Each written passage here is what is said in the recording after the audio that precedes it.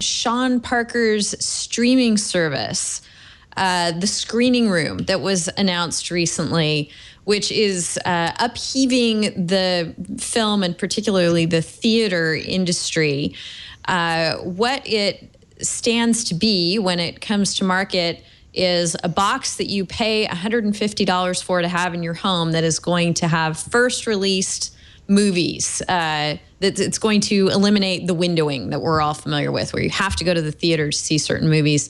It would make it much more like the hotel situation, where you go to and stay at a hotel and you're surprised because there on the hotel pay-per-view, you have movies that are still in theaters. I think it would be more, the arrangements they're doing are more like that. I'm sure it's even better than that, in that you're going to be getting things, I think, if Sean Parker gets his way and gets all his contracts and licenses in order, you're going to be getting things same day as theater release. That obviously is making theater owners unhappy and Hollywood much upheaved. And I'm just wondering, before we let you go, Dave, I'd love to get your take on that disruptive technology that's headed our way. So I'm going to quote our friend Eric Goldman on this one too. I've now mentioned him twice. By the way, I'm not getting paid by any of these people I've mentioned to mention their names. That would be a lucrative business model for me, but I'm just doing it. Eric, has said in the past that he finds it amusing when the entertainment industry fights against things that consumers actually want.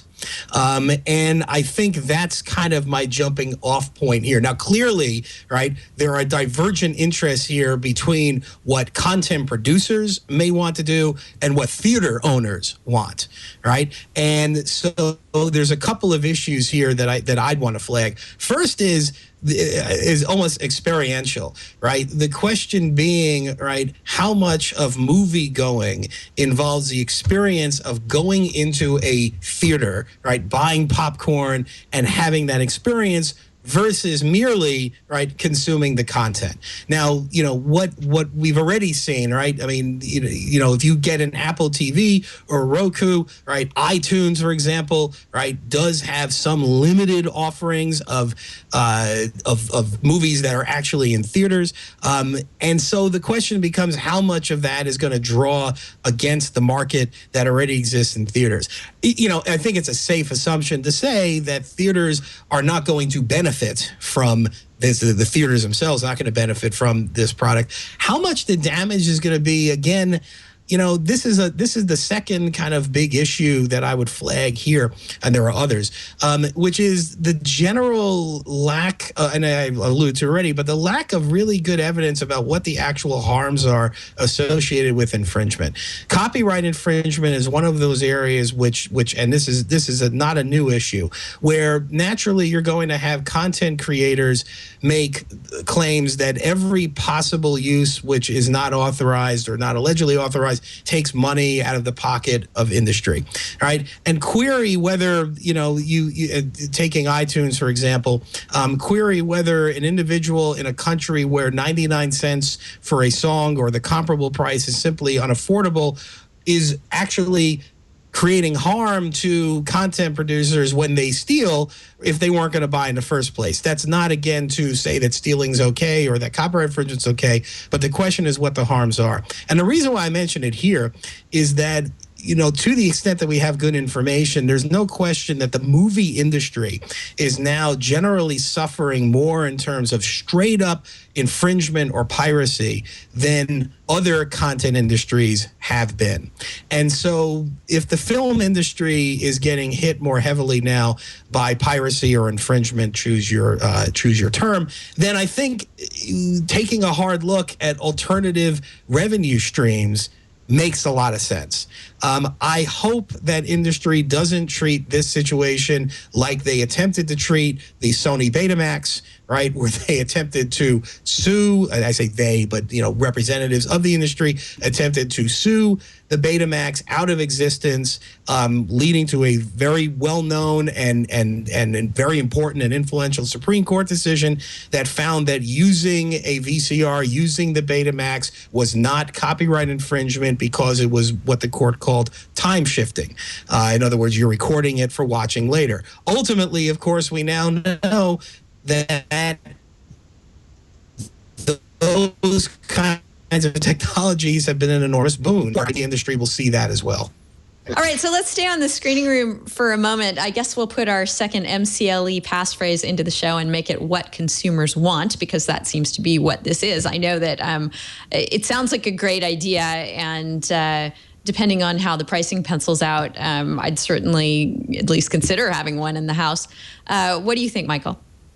Well, I'm the wrong guy to ask because I have a completely different way of consuming this stuff. I mean, I have actually a projector at home, but we get almost all our movies from the library. So, you know, after we don't watch them when they come out mostly. And there's this wonderful thing called the Wowberry, which tells you about when new acquisitions are coming to the library. It's on my RSS feed. So every time they announce they're going to buy a new DVD that I'm interested in, I quickly, run over to the site, get myself in the queue. If I'm lucky, I'm at the beginning of the queue. If I'm not lucky, I'm 110th in the queue, and it takes a few extra weeks. But because, maybe I'm just living in an academic bubble, but it doesn't really matter to me when I see the movie. It's whether I see the movie. And there's plenty in the pipeline to keep me busy. So, in fact, I'm behind. I can't keep up as it is. They're making a lot of movies, I want to see, or TV shows or whatever. Yeah. So I'm the wrong guy to ask because I'm not going to the movie. I can't remember the last time I was in a movie theater, except that there were a lot of people talking really loud just behind me. Yes, the movie experience is questionably pleasant for everyone involved, and theaters are trying so hard to combat that. One thing I just saw fly across my RSS feed were moves by some theaters to make attending movies in theater more attractive to young people by dispensing with the rule that you can't use your phone during a movie. They had to withdraw that. There was so much protest. Was there really? Yeah, that was on my feed. And so was the tail between the legs announcement. Nope, we give up. We're not going to do it. Oh, because, I certainly think that my son and his cadre of friends would be more likely to go to a movie if they knew they weren't going to have to shut down their phones. So Miami, people are doing it anyway. Yeah. But, so, I think there'll be demand for this if it's priced right from people who care a lot about seeing a movie the week it comes out, because that's something they talk about with their friends. So, if you want to be part of the community that's talking about a film, this might be attractive to people. But that isn't, we don't have a water cooler, and I'm not standing over and talking about movies. Well, you raised a really interesting point, and I'm curious to get your take too, Mike. That the windowing that has been ongoing for so long has trained us to wait for movies until they're accessible in a way that we want to consume them. And so it's developed this patience and this, I didn't wait. Sorry? The wait got shorter for a lot of films. Yeah, the waiting is shorter. If it was 2 years, we might not be so patient. Right. Right, but I feel like at this point, I was happy to see Star Wars The Force Awakens come out on demand and on DVD recently, and I watched it again, of course, when it did that. But I did go see it in the theater. That kind of movie will get me into a theater. My kids didn't see that in the theater. They did, yes. Yeah, very few will. If, Denise, you can get tickets to Star Wars, right? So I was just going to say before you mentioned that I hope to have the screening room myself before the next Star Wars films comes out. So I understand you also get 2 free tickets to any film that you actually purchase, or at least that's one of the potential business models they're considering. So that would be an interesting twist as well. Yes, that would help them. Well, I'm sure they're free to you, but not free to the theaters. I'm sure they're going to do some sort of arrangement that would make that appealing. You get it? Do you get to see it more than once, or you're only going to get one play in this system, Oh, I do not know. I'm guessing it would be one play. Are you owning it? What's the, you're licensing it for 1 view or 6 or? Well, I don't know the answer something to that. I read. I think it said something about how you have a 48-hour window, and you have to watch it within that 48-hour window, and it also includes this 2-ticket free ticket issue. So. Yeah. But I don't know if you get multiple plays or if it's just one.